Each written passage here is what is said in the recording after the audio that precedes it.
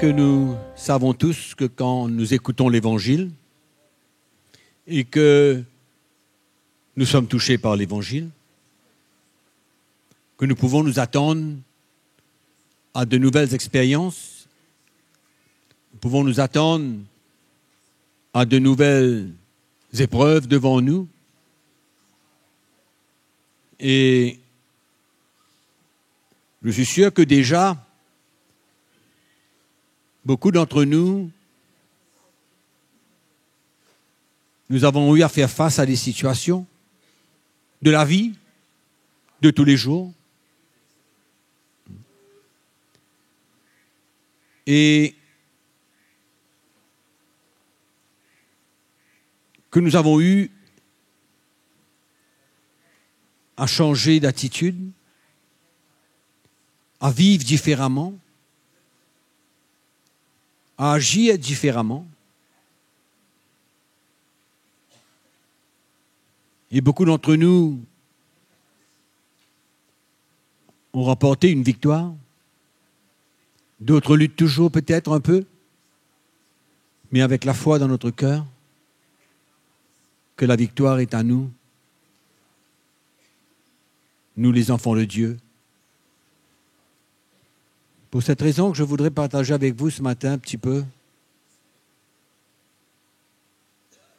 sur des choses courantes de la vie, de tous les jours, quand on sert le Seigneur, quand nous travaillons avec des gens, quand nous vivons dans notre famille,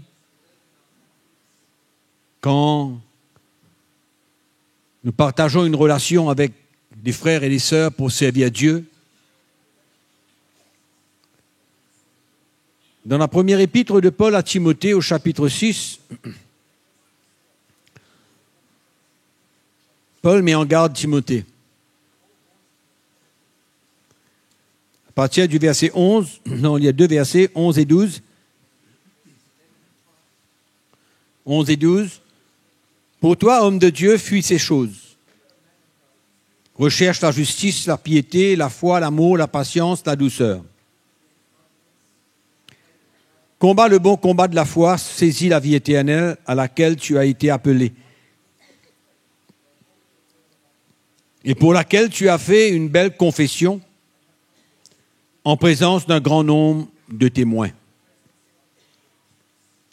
Paul rappelle Timothée qu'un jour, ou en plusieurs occasions peut-être, il a eu cette opportunité de rendre témoignage de ce que Dieu a commencé à faire dans sa vie, de ce qu'il veut, de ce qu'il ressent pour servir Dieu. Et l'apôtre Paul le met en garde de faire attention, de continuer à combattre le bon combat. Parce que quand on témoigne quelque chose que Dieu fait, ou ce qu'on veut, ou ce qu'on désire, ou ce qu'on ressent, je dis toujours aux gens, attention à la suite. Attention à la suite parce que quand on parle, on communique ce qu'on veut, ce que Dieu met dans notre cœur, ce qu'on a vu, ce qu'on voudrait. Il y a toujours un temps où Dieu va nous permettre maintenant de vivre cette situation-là, de voir comment nous allons réagir après avoir reçu quelque chose dans notre cœur. Et Timothée, lui, dans sa marche avec le Seigneur, il s'est mis debout devant un grand nombre de témoins. Il a partagé les choses qu'il vivait, qu'il voulait. Et Paul le met en garde, fais attention. De ce que tu as dit, de ce que tu as reçu, ce que tu as compris, juste fais attention. Parce que, quelque part, il sera mis à l'épreuve.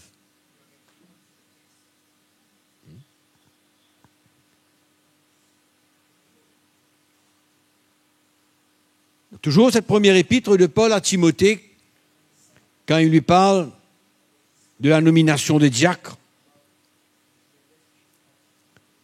il dit à Timothée qu'on les éprouve d'abord, qu'on les mette à l'épreuve d'abord, et qu'ils exercent ensuite leur ministère, s'ils sont sans reproche. Et je crois que quand on reçoit l'Évangile, quand on est éclairé, il y a une foi qui s'installe dans notre cœur. Il y a une nouvelle vision. Il y a un défi, il y a un challenge.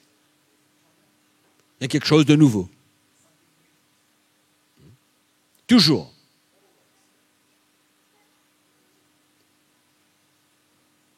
Et je crois que pour nous tous,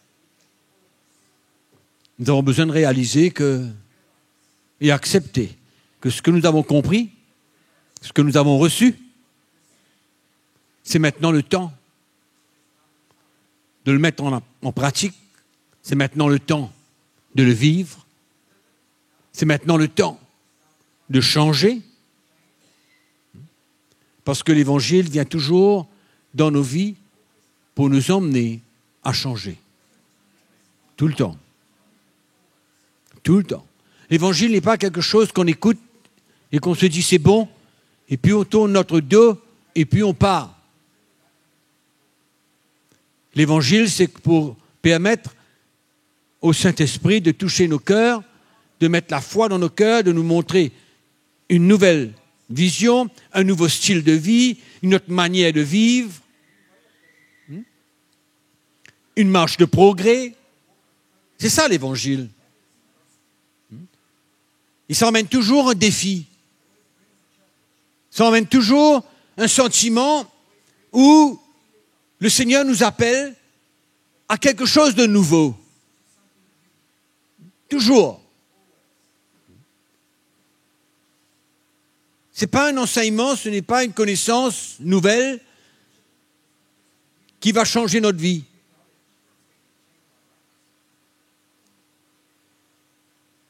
Mais je crois que nous sommes arrivés à un temps où l'Évangile ne doit plus simplement nous faire connaître des choses. Et dire c'est bien, c'est merveilleux. Mais devant nous, il y a un appel. Il y a un appel au changement, il y a un appel pour répondre. Vivre la réalité de ce qu'on a cru, de ce qu'on a ressenti, de la lumière qui est venue dans notre cœur. Il y a un appel. Il y a quelque chose. C'est pourquoi j'ai parlé la semaine dernière, j'ai dit, j'étais là avec tous les frères, les anciens, une réunion, la semaine dernière, et je disais combien personnellement, moi, l'Évangile m'emmène aujourd'hui à comprendre la responsabilité qu'il y a. Et que je vois l'Église aujourd'hui d'une autre manière. Je vois le peuple de Dieu aujourd'hui avec des autres yeux.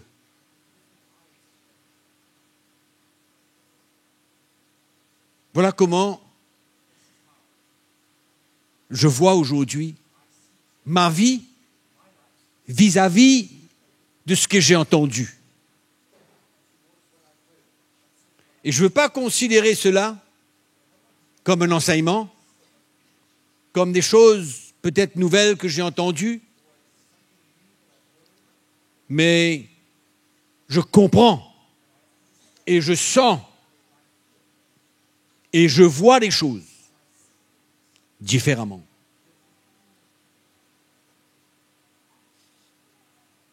Et dans notre vie de tous les jours, dans notre partage, dans notre relation avec des gens, dans notre service pour le Seigneur, nous aurons à faire face à des gens, des chrétiens, qui tombent, qui chutent, qui ont commis une faute, un péché. Et comment vivre cela? Comment vivre cela? Dans le sens où la personne même qui est tombée et la personne maintenant à qui elle doit faire face, s'il y en a besoin.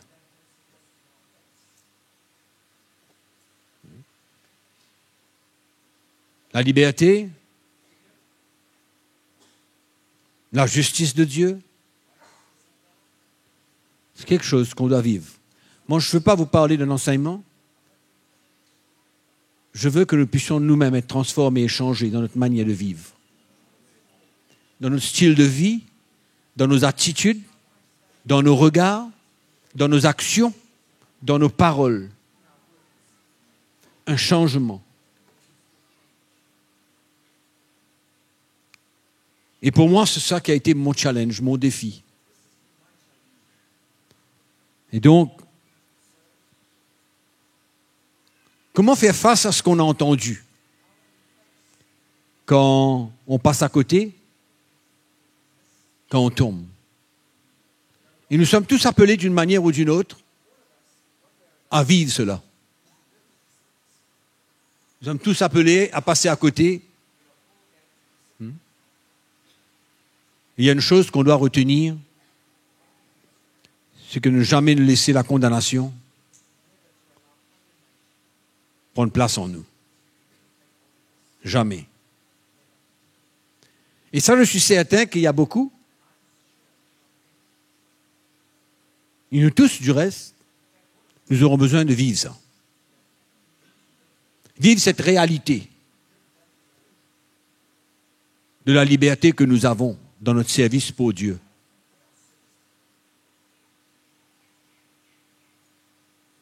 C'est évident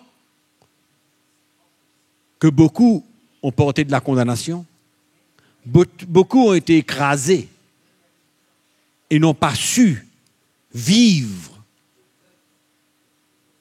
cette expérience de la justice de Dieu, cette liberté. Beaucoup.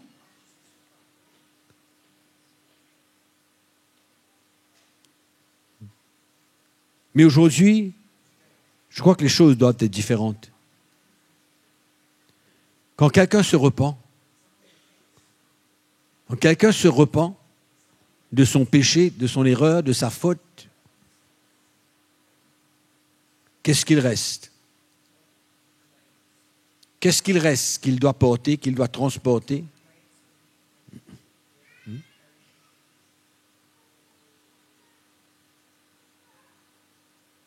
Et c'est vrai que quand on traverse par ce genre d'expérience, il y a non seulement quelque chose qui tente de peser sur nous, mais en même temps,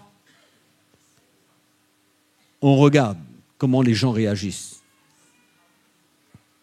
On regarde comment les gens réagissent. Ce n'est pas une vraie liberté. Ce n'est pas une vraie liberté. C'est pourquoi tout à l'heure, je vous ai dit, il y a le fauteur et il y a l'autre. C'est-à-dire la personne... Pardon? Non. Je ne parle pas de la victime. Même la victime ou les autres, n'importe qui. Moi, toi, tout le monde. En d'autres mots, quand un péché est dévoilé, quand une situation est dévoilée, comment est-ce que nous voyons, nous regardons, qu'est-ce qu'on transmet, quel est le message qui est transmis, quel est l'esprit qui est transmis. C'est ça qui est important. On peut rester tranquille et ne rien dire. Mais il y a d'autres choses qui parlent beaucoup plus fort. Et souvent, la personne qui a commis la faute, qu'est-ce qui se passe? Ben, elle veut être rassurée que les gens ne la regardent pas comme telle.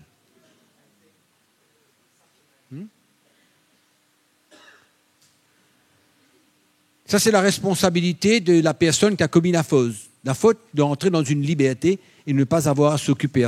Quiconque, qu'est-ce qu'il pense? Comment il est? Quelle est sa manière de voir la chose? Comment il réagit? Ça n'a aucune importance. Aucune importance. Et c'est là où il faut vraiment entrer dans cette expérience, cette réalité de la vraie justification en Christ. Où qu'importe qui pense quoi de ce que j'ai fait, ce n'est pas mon problème. Ce n'est pas mon problème. Parce que moi, j'ai mis mes affaires en règle avec Dieu. C'est pourquoi la repentance, c'est quelque chose d'important. Et quand il y a une expérience de repentance, absolument rien ne doit venir m'affecter et toucher à ma justification. Personne. Et c'est là où moi, je dois vivre cela. Malgré les regards, malgré les attitudes, malgré ce que quiconque pense, malgré le non-pardon de la part de quelqu'un, malgré une accusation, qu'importe quoi. C'est là où moi, je dois faire entrer dans une nouvelle étape et d'aller au-dessus de cela et vivre la réalité de ma justification. Et ça, c'est quelque chose que nous tous, nous allons vivre et expérimenter, pas tous les jours, mais souvent. Que ce soit une erreur, que ce soit quelque chose que j'ai mal fait, ce n'est pas nécessairement un péché, mais c'est dans notre expérience de la vie, de tous les jours. C'est pourquoi, en ce qui me concerne, en ce qui nous concerne, il doit y avoir un mur.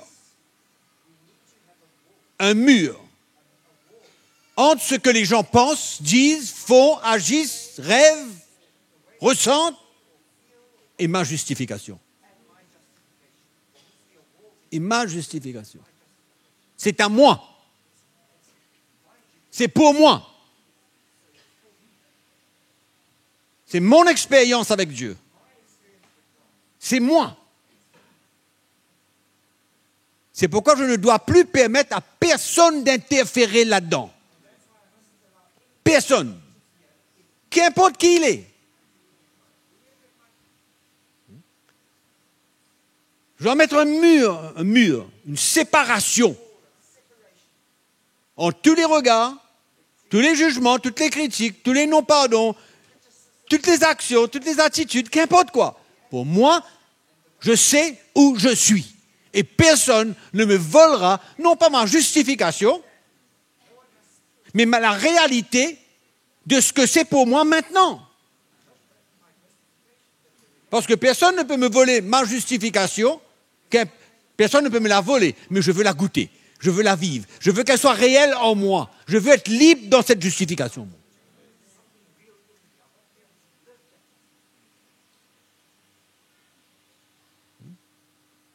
On comprend ce que je dis? Je veux être libre de nous. C'est ça que je veux. C'est ça ma liberté. Ça fait partie de ma liberté. On ne me vole pas ce qui m'appartient. Et c'est à moi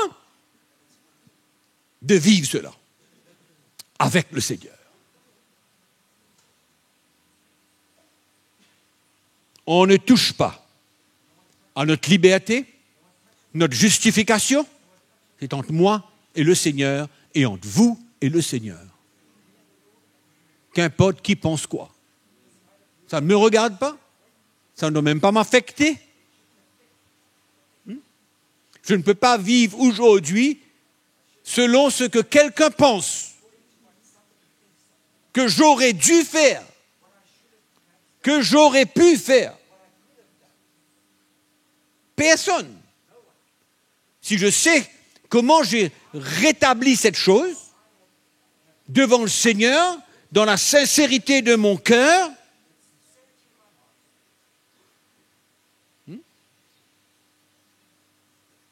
tout ce que je veux, tout ce que j'ai besoin, et je veux vivre cette liberté. C'est ça le défi. Hein? C'est pourquoi il faut vivre cela maintenant. Il faut vivre cet état d'esprit. Il faut vivre cet état de cœur. Qu'importe si j'ai été habitué d'accepter, de réagir ou de fermer mon cœur ou de me sentir condamné ou pas allons dire, pas dit. Qu'importe si j'étais habitué de réagir comme ça. Aujourd'hui, je ne peux plus réagir comme ça. Je ne peux plus me laisser affecter par quiconque. Personne. S'il fait la tête, s'il ronfle, s'il me regarde de travers, ce n'est pas mon problème. Moi, je suis libre. Moi, je marche dans la liberté. J'ai fait ce qu'il avait besoin de faire avec le Seigneur. J'ai rétabli ma situation. On comprend? Je suis libre. Alors, qu'est-ce qu'il pense? Ce n'est pas mon problème. Qu'est-ce qu'il dit? Ce n'est pas mon problème. C'est plus mon problème. Et ce qui est merveilleux, c'est que qu'importe ce qu'il peut dire, qu'importe ce qu'il peut dire, qu'importe ce qu'il peut raconter, qu'importe la manière qu'il peut profaner ce qu'il veut profaner, quel est mon état vis-à-vis du Seigneur? Est-ce qu'on n'a pas un berger? Est-ce qu'on n'a pas quelqu'un qui est là avec nous, hein, qui nous protège, qui nous garde, qui veille sur nous? Hein? On a un berger qui vaut mieux, qui vaut plus que nous tous ensemble.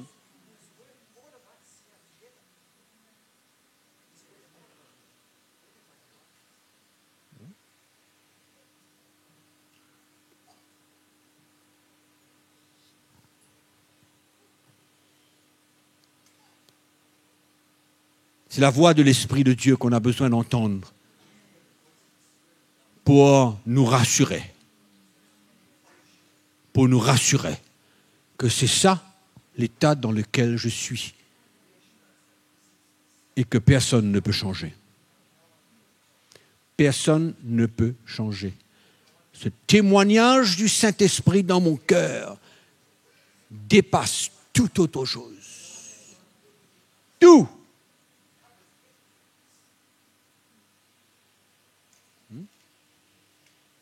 Et comme ça, on est bien, on est libre. On apprécie notre vie avec le Seigneur. On apprécie notre chrétienté. On apprécie notre relation avec le Seigneur. Hein? On est bien. On est libre. C'est ça la victoire. Hein? Mon état. C'est pourquoi je ne permettrai à personne de m'affecter et de me voler une partie de ce que je ressens en étant juste devant Dieu. Personne. Personne.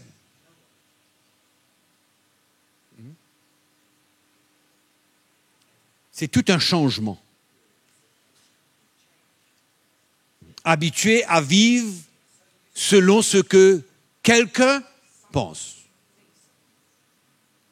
Habitué à vivre selon ce que quelqu'un dit.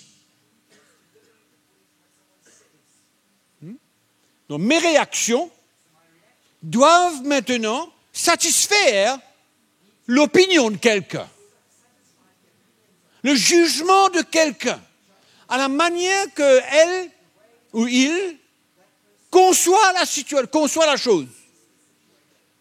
Hein? Donc ça ne dépend plus de mon cœur avec le Seigneur, ça dépend de quelqu'un d'autre. Hein? Il faut que dès maintenant, N-O-N, Non.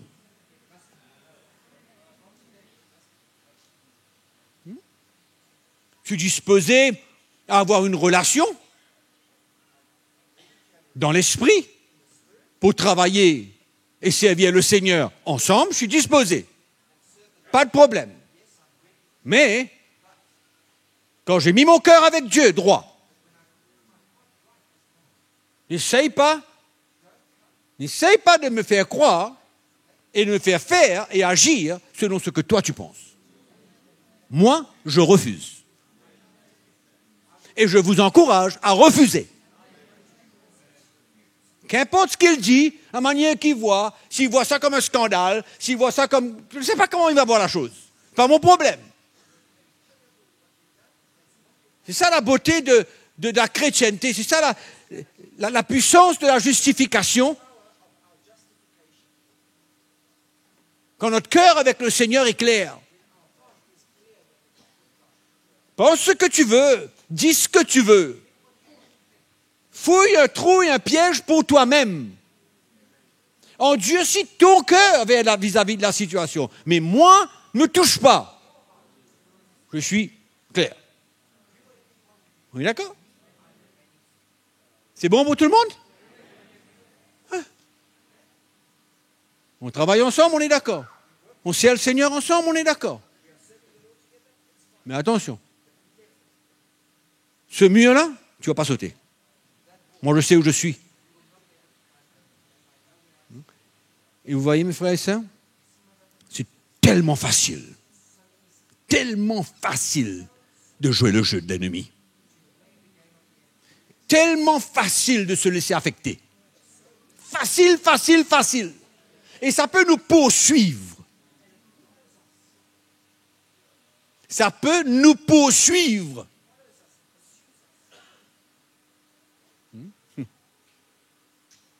Facile, hein?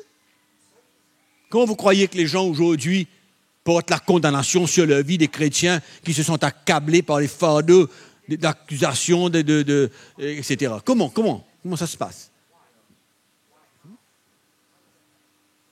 Facile. Il ne faut pas jouer le jeu. Il faut fermer la porte, aller aux pensées contraires. Fermer la porte aux pensées contraires, mais s'assurer que notre cœur est clair, qu'on a fait ce qu'il avait besoin de faire devant le Seigneur. On a fait ce qu'il fallait faire. Hein? On est clair.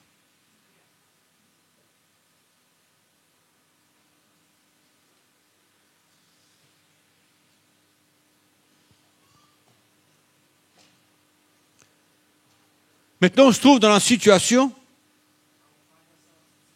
où on a besoin... Comment on va réagir nous maintenant, vis-à-vis de quelqu'un? Comment on va réagir?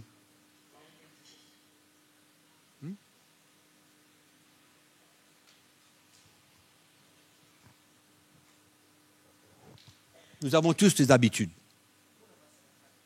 des styles, du légalisme dans notre manière de réagir vis-à-vis de la personne qu'on vient de parler. Qu'on soit directement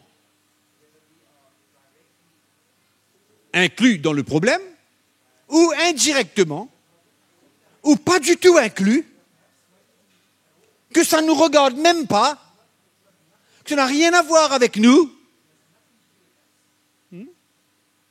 mais de loin. C'est pourquoi quand on parle de ces choses, on ne parle pas simplement de la parole, on parle de l'attitude, de l'esprit. On inspecte de loin.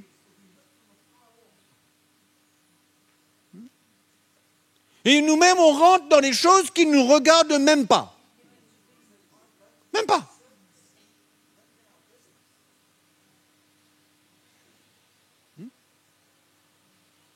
C'est Pourquoi on construit une manière de visualiser des situations.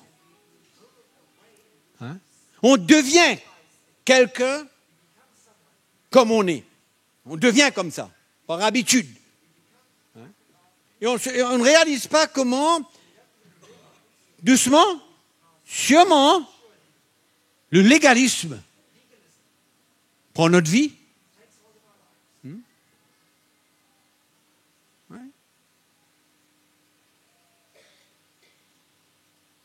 Et on veut entrer dans toutes les salades. Et on veut avoir notre opinion dans toutes les salades. Tout ce qui se passe, on veut avoir une opinion. Comment réagir? On parle de justification.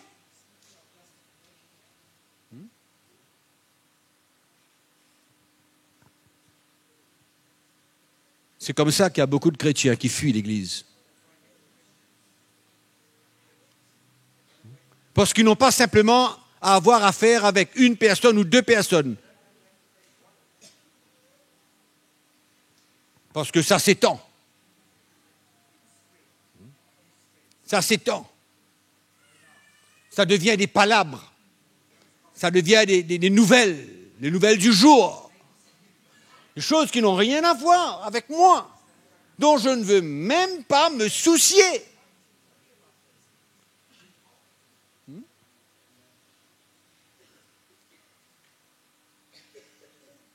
Il faut faire attention de devenir comme les journalistes. Vous savez, les journalistes, eux, quand quelqu'un dit une phrase, dans 1 heure, il y a déjà une conclusion. Une phrase emmène une conclusion directe.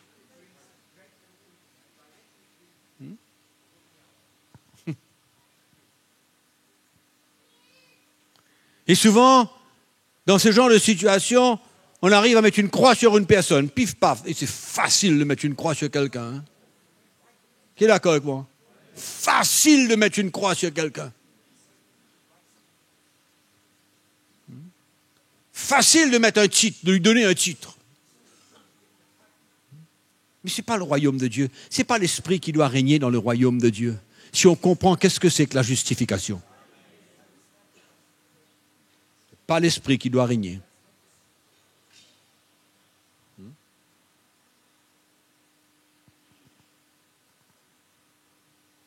Si je vis la justification, moi, aujourd'hui, je dois pouvoir être libre. De la même manière que je m'attends à ce que les gens me fichent la paix. Vous avez compris ce que ça veut dire?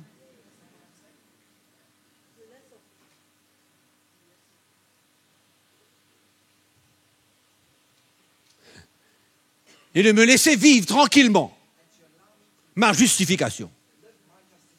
Je dois pouvoir maintenant, puisque c'est ce que j'attends de vous, maintenant, c'est mon rôle. C'est mon rôle.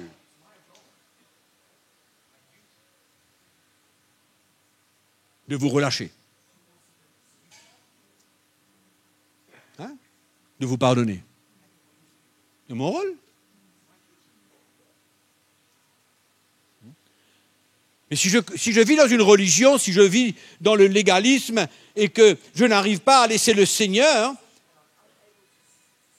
venir toucher ma vie, me restaurer, comment est-ce que je vais agir?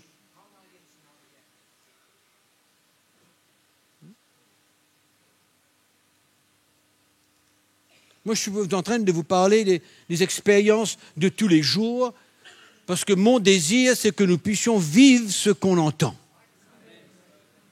Pas simplement considérer, prendre un CD, mettre dans une boîte, et puis écouter, et puis quand la situation se présente devant nous, et puis bang, on n'arrive pas. On n'arrive pas à vivre. On n'arrive pas à vivre.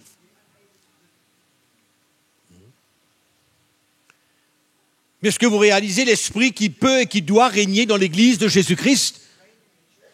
Quelle grâce que c'est! Hein? quand les gens se sentent bien et que dans mon cœur, j'ai une grâce, une habilité d'être déterminé à relâcher les gens, à pardonner les gens et de réaliser que je ne peux pas interférer dans leur vie.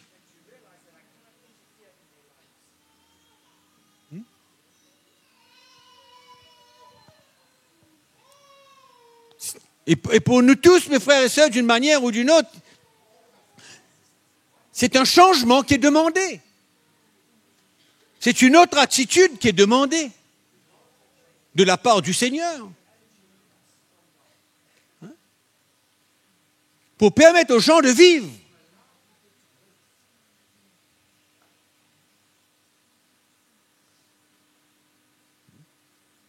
Comment faire?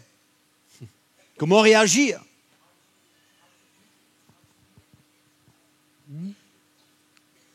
Pardonner, relâcher.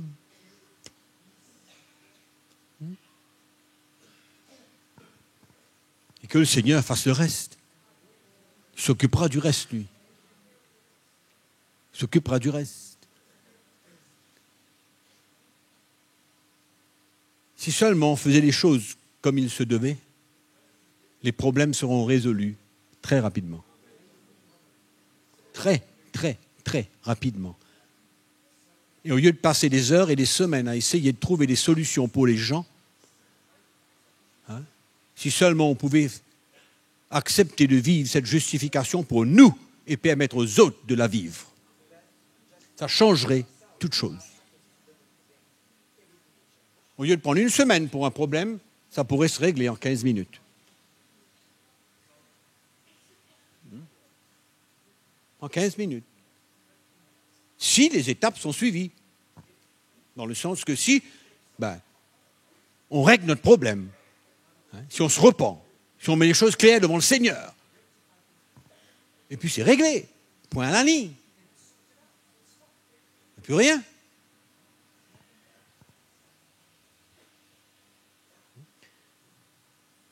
Donc je vis ma justification et je veux permettre aux autres de la vivre. Moi, je veux permettre aux autres de la vivre.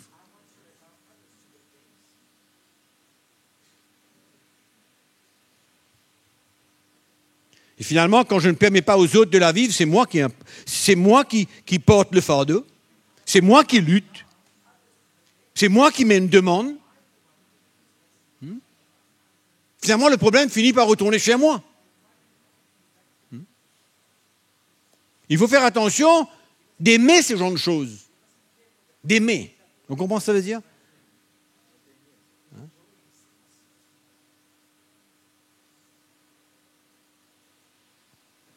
D'aimer et de comprendre. Se satisfaire que tout est réglé. Tous les points sont A, B, C, D, E, F, G, H jusqu'à Z.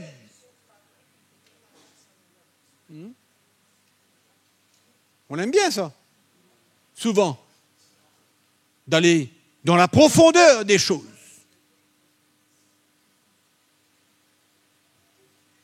N'est-ce pas la liberté de l'individu?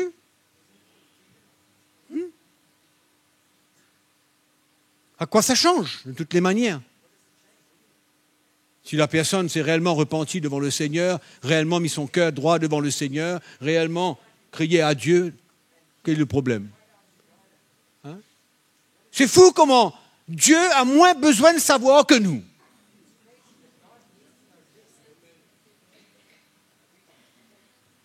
Ouais. C'est comme si on devenait les ambassadeurs de Dieu pour lui faire savoir quel est le vrai problème.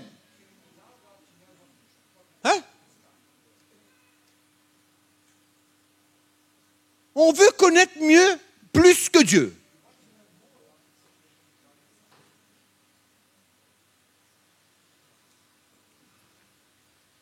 Ça commence où, ça se termine où, ce truc? On a entendu tout à l'heure, le Seigneur regarde au cœur des gens, non? D'accord? Quand il y a une vraie repentance, qu'est-ce qu'on veut connaître encore? Quoi? On veut connaître quoi? Hein?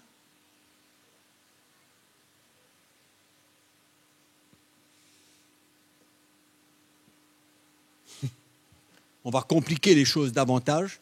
On va se faire du tort nous-mêmes. Hein? On va empirer notre cas. On va devenir comme des juges et des magistrats.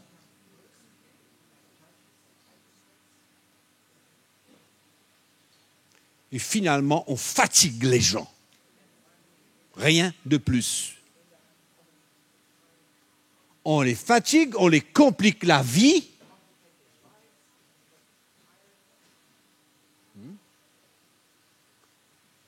Et on finit par créer la crainte et la peur dans le cœur des gens.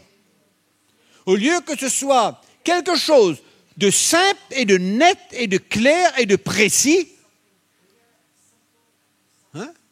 Vous comprenez ce que je dis? Net, clair, précis. Point. La page est tournée, le dossier est terminé et on continue.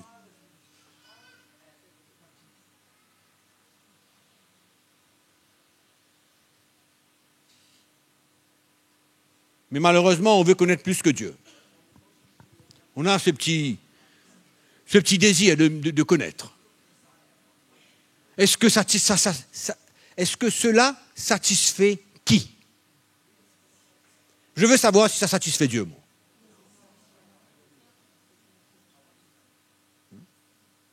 Je veux savoir si ça satisfait Dieu. Et alors?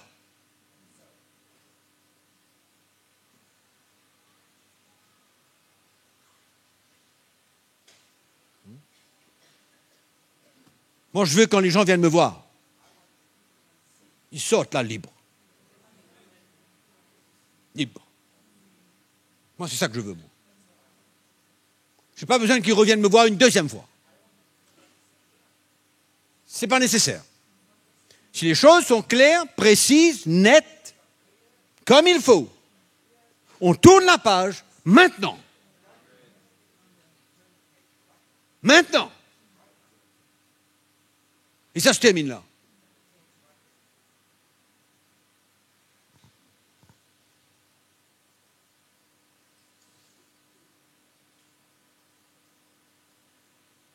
On est d'accord ou non?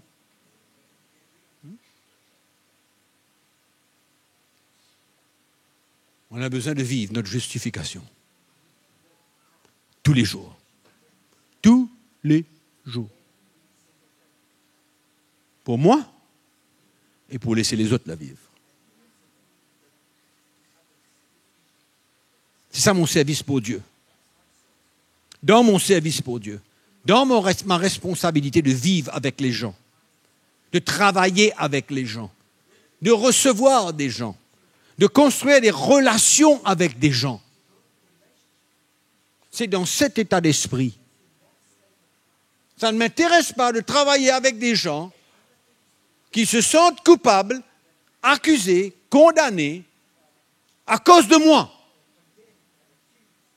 de mon désir, ma satisfaction de vouloir représenter Dieu. Et souvent, comme lui, il n'a pas besoin. Et il ne veut même pas.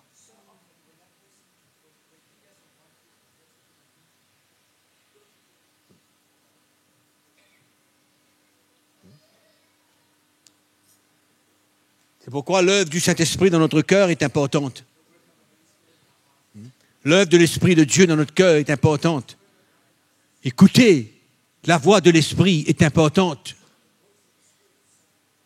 Être conduit par l'Esprit, c'est important. Autrement, on finit par avoir une technique de travail. Vous comprenez ce que ça veut dire? Une technique de travail. Voilà comment on va opérer.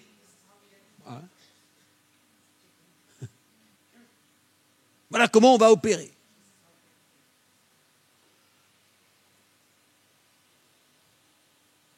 Finalement, on met la personne à genoux. À genoux.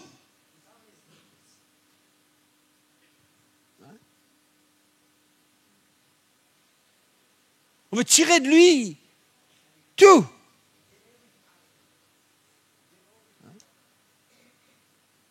Mais à quoi ça intéresse qui?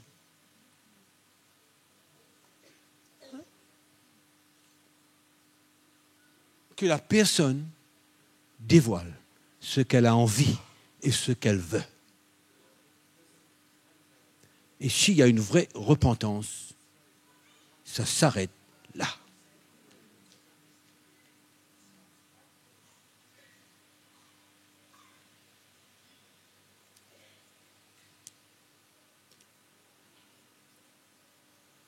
On ne peut pas vouloir fabriquer des chrétiens.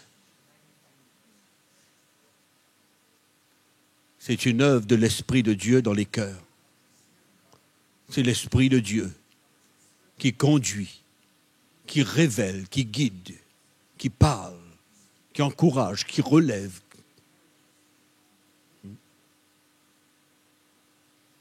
Et je redis encore, et je peux le redire 1000 fois encore. C'est moi et le Saint-Esprit. Si je suis honnête, sincère, vrai, il m'emmènera sur le chemin qu'il faut. À la repentance qu'il demande. À ouvrir mon cœur selon ce qu'il demande.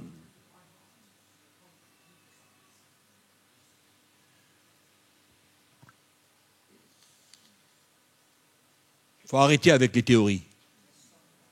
Les bonnes théories, les bonnes techniques, les bonnes méthodes. Hein? Tout ce qu'il faut, c'est d'assurer le chrétien. Dans le sens où on l'emmène dans une situation où il ressent que sa repentance va l'emmener à la libération totale. C'est tout.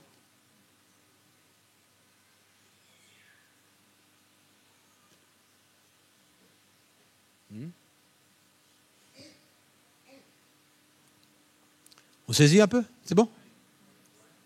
Hein? Moi, je ne veux personne interférer dans ma vie. Vous comprenez dans quel sens que je parle? OK? Dans quel sens que je parle? Parce que la communion fraternelle, le conseil des frères, et tout le reste, tout ça, c'est bien sûr porte ouverte.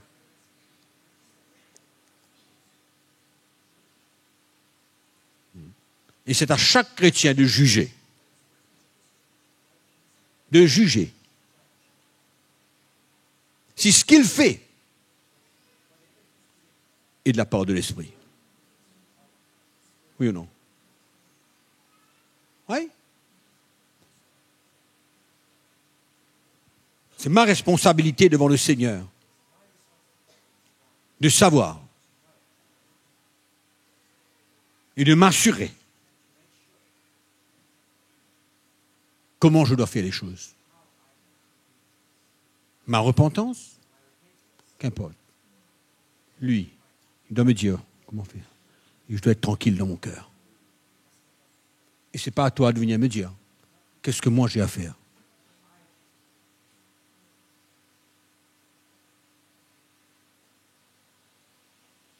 Jusqu'où je dois faire la chose. Jusqu'où je dois dévoiler quelque chose. Qu'est-ce qu'on veut? Humilier la personne jusqu'où? Oui. Jusqu'où est-ce qu'on veut humilier quelqu'un?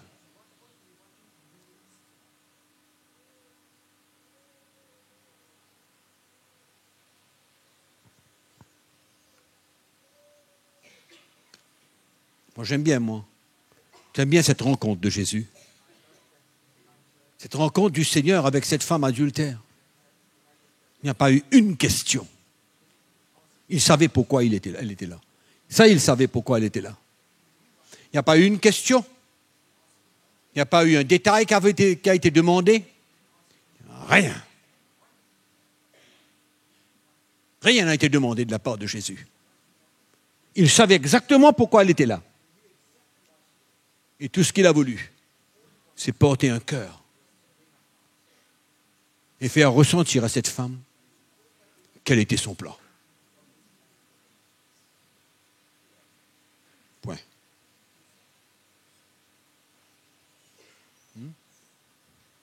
Pas une seule question. Depuis quand? Ça peut aller même, les questions, on a notre liste. Hein, on a une liste de questions. Hein. Ouais. Ah ben oui. On amène une femme qui est prise en adultère, on amène devant nous, on peut poser des marquées de questions quand même.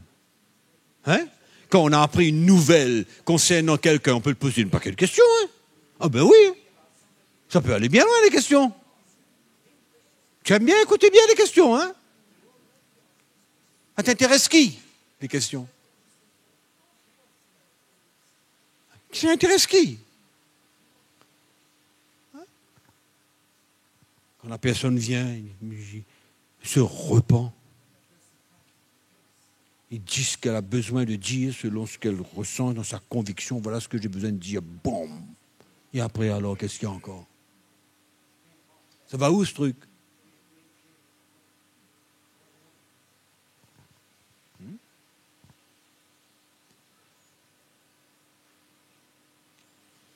Nous avons besoin de croire dans l'œuvre du Saint-Esprit.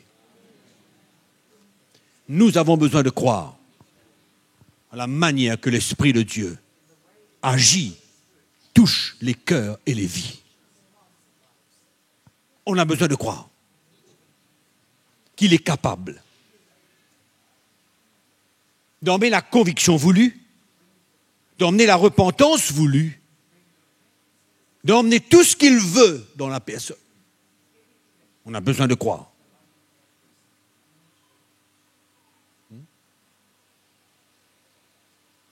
On ne peut pas tirer les verres du nez pour savoir plus, pour aller jusqu'au bout.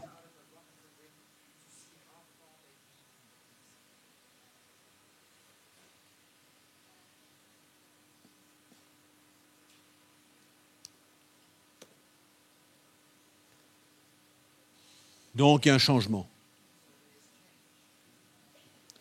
On doit voir les choses différemment. Dans la vie de tous les jours. En dehors de la doctrine. En dehors de la doctrine. La doctrine est une bonne chose. C'est bien, on comprend. Hein? Il y a un point de doctrine qui est clair. Mais on doit maintenant vivre cela tous les jours. C'est pourquoi on est mis à l'épreuve. On a compris quelque chose. On a entendu quelque chose. On a été éclairé. On a vu. Maintenant, qu'est-ce qu'il faut faire? Ah, moi, je comprends. Tu as envie de donner un enseignement? Moi, je suis capable. C'est pas ça le but. C'est pas ça le but. Le but, c'est pas que on te dise, explique-moi qu'est-ce que c'est que ça. Tu prends un point de doctrine et tu t'en vas pendant 15 minutes. C'est bien, il n'y a pas de problème, c'est bon, c'est OK. Mais c'est pas ça que nous voulons. Nous voulons pouvoir vivre tous les jours. Hein? La vraie justification pour moi et permettre aux autres de la vivre tous les jours. Ce n'est pas une question d'enlever la vérité. C'est pas ce que je dis.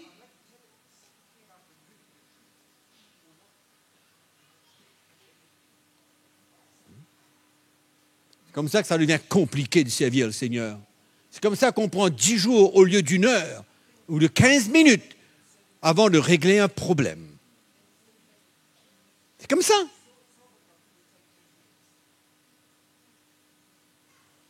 Bien sûr, si l'Esprit de Dieu nous montre certaines choses dans la vie de quelqu'un, bien sûr, je ne suis pas en train de parler d'un règlement. Je ne parle pas d'un règlement.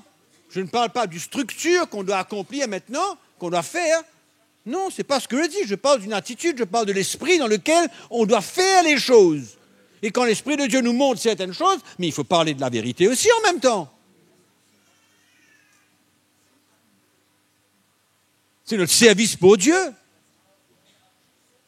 Notre service pour le Seigneur. La manière qu'on doit vivre avec les gens, construire nos relations, servir le peuple de Dieu, encourager le peuple de Dieu, les aider à sortir de leurs trous, de leurs problèmes.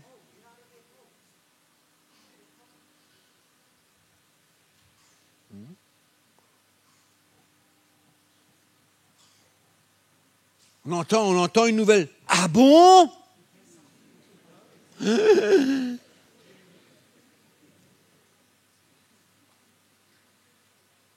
terrible. C'est terrible pour toi. Pour toi, c'est terrible.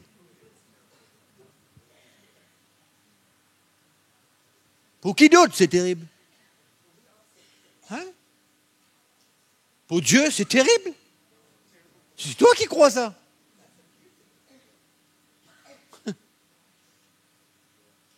Parce que Dieu est capable d'emmener quelqu'un à la repentance et le restaurer complètement. Pour toi, c'est dur. Pour toi, c'est difficile de comprendre. Pour toi, peut-être tu es déçu. Tu es déçu. Quand tu lis le livre de David, des psaumes, l'histoire de David, tu es déçu? Hein? Moi, je vois une grande gloire là-dedans. Je vois une grâce, je vois une gloire, je vois l'œuvre de Dieu, je vois la main puissante de Dieu dans la vie de quelqu'un. Plutôt que d'essayer de voir simplement cette femme. Il y a une gloire là-dedans.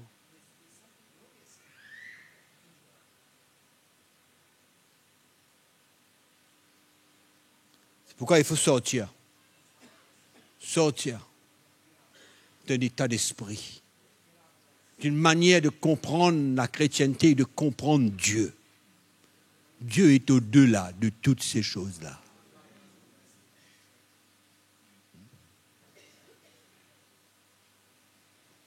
Quelquefois, quand il nous regarde faire des choses, il dit, mais moi, je t'ai demandé de faire ça? Qui t'a demandé de faire ça?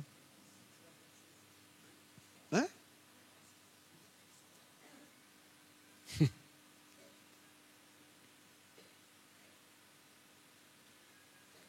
Laissez-moi vous dire une chose, frère et sœurs. Quand quelqu'un se repent, vous allez rapidement savoir. Il y a quelque chose dans la Bible qui s'appelle les fruits de la repentance. Quand quelqu'un se repent, vous allez savoir que ça se repent. Vous n'avez pas besoin d'aller chercher un magicien, aller chercher n'importe qui pour savoir que quelqu'un se repent. Il y a une liberté qui vient avec.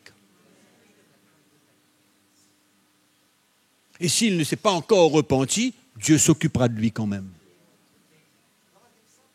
Dieu s'occupera de lui quand même. On va vivre ça tous les jours. Tous les jours. Tous les jours. On va vivre cette expérience. Maintenant, si on vit ça dans notre foyer, on vit ça. Entre mari et femme, on vit cette chose-là. Oui. Entre mari et femme, on vit cette chose-là. Pareil. Je ne parle pas d'un cas précis, moi je parle de ma vie de tous les jours. C'est pourquoi je vous ai dit tout à l'heure, moi je ressens que je vois les gens, je veux voir l'Église, je sens qu'il y a quelque chose de nouveau de la manière que je conçois la construction de l'Église de Jésus. Moi c'est ça. Moi c'est ce que j'ai retiré pour ma vie. C'est pas l'enseignement qui est un problème pour moi, c'est pas la doctrine.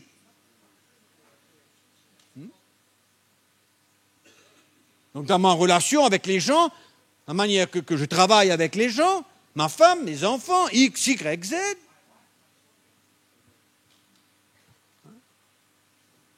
C'est justement le problème. C'est ça justement le problème. C'est que quand on va à une conférence, quand on écoute quelque chose, et on prend une doctrine et on prend un enseignement, et on dit, mais voilà, c'est merveilleux, une beauté. Mais alors?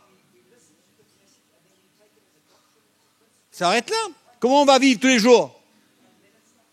Tous les jours qui est intéressant. Hein? Nouveaux yeux. C'est pour moi la justification. Hein? Mais la doctrine de la justification et la liberté, pour moi, c'est les nouveaux yeux, un nouveau cœur, c'est une nouvelle attitude. Pour moi, c'est ça. Je ne m'arrête pas à Romains chapitre 6, verset 14, Romains chapitre 8, verset 1 et 2, Hébreux chapitre 7, verset 11, je ne m'arrête pas là, moi. Mais c'est ma vie de tous les jours. Et je veux vivre comme ça, moi.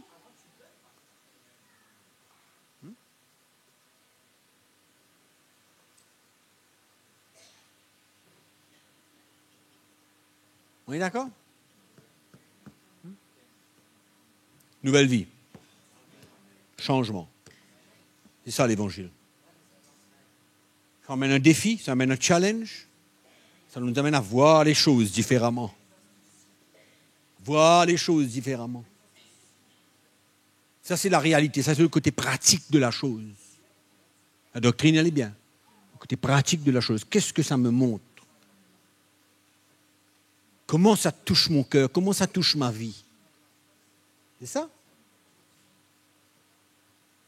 Ma vie de tous les jours. Amen. On est d'accord? Hein? On est toujours vivant? Hein? De regarder ça, personne à côté de vous respire.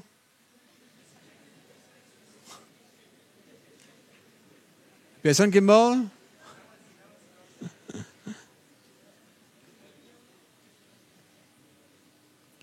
Donc, je termine. La foi dans l'œuvre du Saint-Esprit. La foi dans l'œuvre du Saint-Esprit. Et vous serez étonnés de voir qu'il fait un travail beaucoup plus propre et beaucoup plus rapide que vous. Beaucoup plus net, beaucoup plus clair, beaucoup plus rapide aussi. Que nous tous ensemble. Amen.